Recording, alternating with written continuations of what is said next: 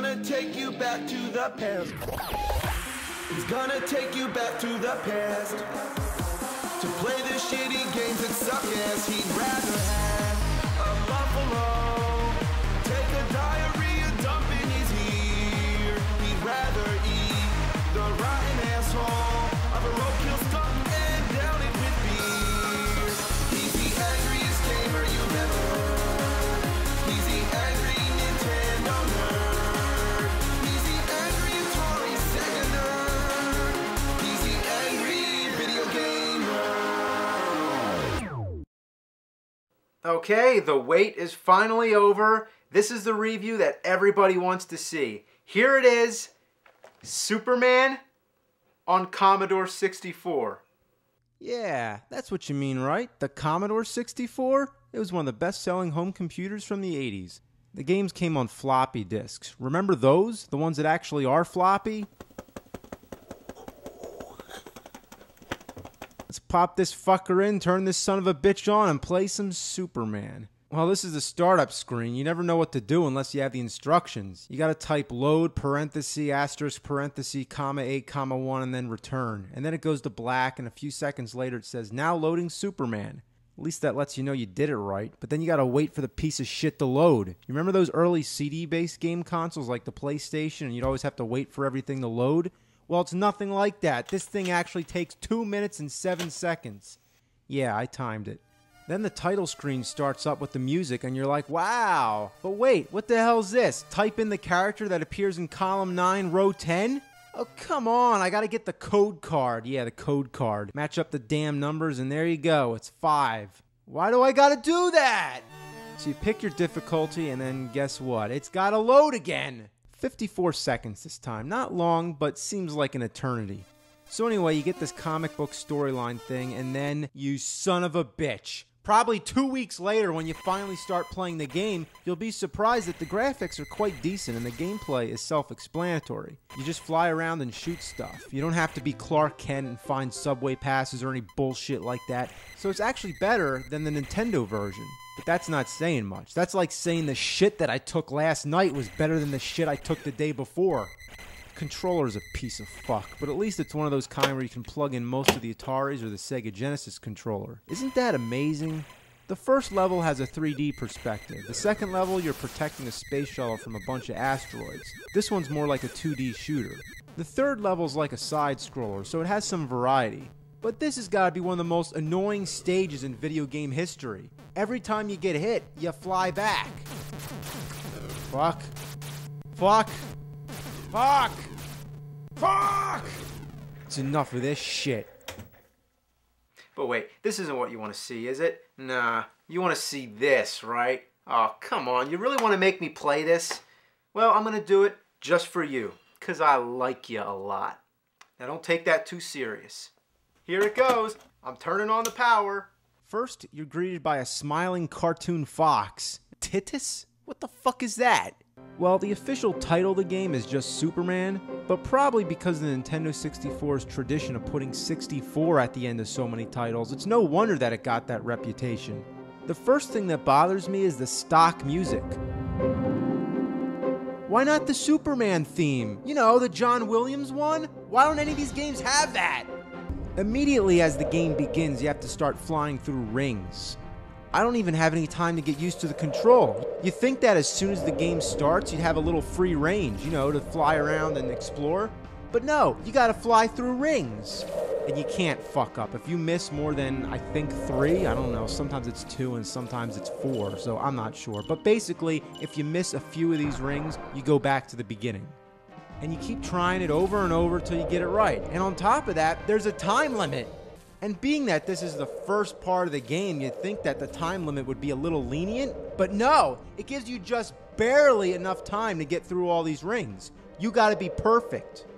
Looks like I'm doing a real shitty job, but the control is awful. You have to be very specific with the joystick or else Superman takes a dive in the wrong direction.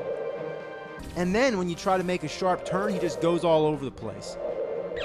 You all probably know better than I, and it goes without saying, but this game is horrendous! And you know what the most pathetic thing about it is? This game isn't even 10 years old! Just barely. You'd think by 1999 there'd be some kind of quality standard. What? I'm stuck? How the hell am I stuck? I'm underneath the bridge. Looks like Superman stroking his super dick. So, naturally, when a game gives you a time limit, you're in a hurry. You can't approach any of these rings with care and patience. You gotta keep moving. If you miss a ring, you have the option to turn around and try to get it again, so there's no strike against you unless you skip to the next ring, so basically you have to go through all the rings in order. But if you miss one, the time it takes you to turn your ass around and go back through, you already wasted too much time, so it's almost the same as just missing the ring. You have to keep flying. If you stop and bullshit around, then you're not going to make the time limit. See, I just fucked around too much, so I might as well just give up and kill myself. You see that building? I'm just going to crash into it. Well, that didn't do a damn thing. You mean you can't die? Well, absolutely not. You're just stuck in limbo until the time runs out. The only thing worse than an impossibly bad game is not even being able to kill yourself. What's with the punching? Do I actually get to punch people somewhere in this shitload fuck of a game? I guess I'll never find out, but why are these punches so awkward? You gotta be kidding me. I'm stuck again? I'm nowhere near the wall. Look how much room. Look how much room. How can I be stuck when there's so much room? 15 seconds and I'm almost there. Almost there. Oh, fuck, Mr. Ring. Oh, come on. Can't even give me one more chance? Oh, man, what is he doing? Exercises? This is so ridiculous. This game isn't just bad. It's really bad. I'm not even kidding around. It's fucking horse shit. Almost there. Less than 10 seconds. Come on. I can just barely make it. Look, there's the last ring. Fuck ass bitch can't fart. I can't believe it. There is only one ring left. Oh, this is ass. This is really ass.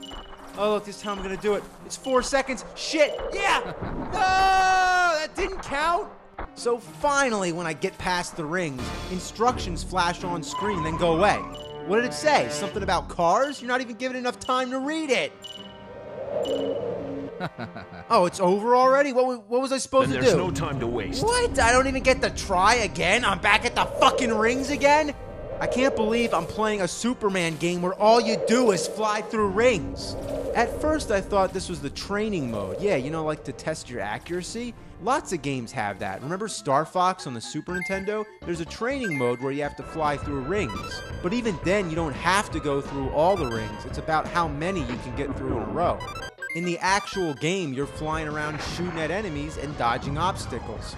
So what the hell is this shit? You should be fighting bad guys, not testing your flight skills with some of the worst control accuracy ever in a video game. But it actually does have a practice mode. Out of curiosity, I tried it out just to see what it is, and guess what it is? Going through rings. Yeah, what'd you expect? So once again, I'm at the next part. The message flashes on the screen for barely a second, and then you have 6 seconds to do whatever. Fuck. Back to the rings again. You know, if I had 2 consecutive chances, I might be able to figure it out. But instead, I'm too surprised when I finally get there to act in 6 seconds and with no time to read what it's telling me to do. And am I really doing this? Is this a Superman game? Flying through rings? Is that the best they could come up with? That's like if they made a Batman game where all he does is just play hopscotch. This looks like a job for Superman. Okay, time for the 6-second car stage again. Get off! Get off! Here we go. Got the car. Now what? Oh, the timer reset to 11. That's weird. But what do I do with the car? Okay, so there's another car coming. Can I stop it? Oh, this is the shits.